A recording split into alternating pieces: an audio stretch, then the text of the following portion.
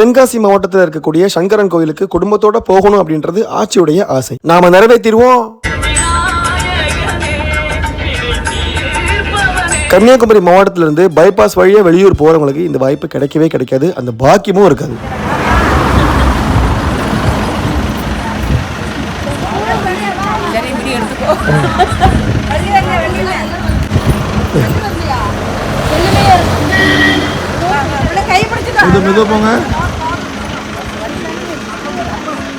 அவதான் எங்க அம்மா முப்பந்தரத்தா. நான் எப்போ ஊருக்கு வந்தாலும் என் அம்மனை பார்க்காம நான் ஊரை விட்டு போகவே மாட்டேங்க.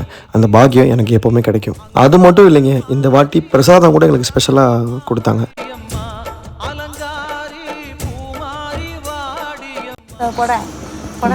ஆமாம், அதான் அவருக்கு சசி அவர் சிறுத்தாள் இருக்காருல்ல, அவர் ரூபா கொடுப்பாங்க எப்போவும் ஆச்சு.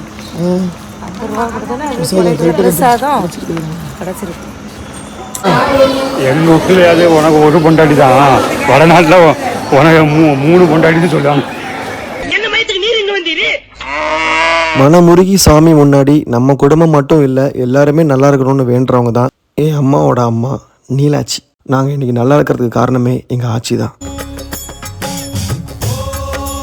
எல்லாரும் நிம்மதியாக சாமி கும்பிட்டுட்டு அப்படியே சங்கரன் கோயிலேருந்து கிளம்பிட்டோம். கேமராமேனை மட்டும் நீங்கள் பார்க்கணுன்னு ஆசைப்பட்டீங்கன்னா அது நான் தாங்க. அப்படியே கோயிலை சுற்றி ராஜகோபுரம், அதுக்கப்புறம் யானை எல்லாமே ஒரு சின்னதாக ஒரு வீடியோ கிளிப் எடுத்துகிட்டு வர வழியில் திருவிழா கடையும் பார்த்துட்டு நாங்கள் சங்கரன் கோயிலேருந்து கிளம்பிட்டோம். இதுக்கப்புறம் என்ன நடந்துச்சுன்றது கொஞ்சம் வெயிட் பண்ணி பாருங்கள் மக்களே.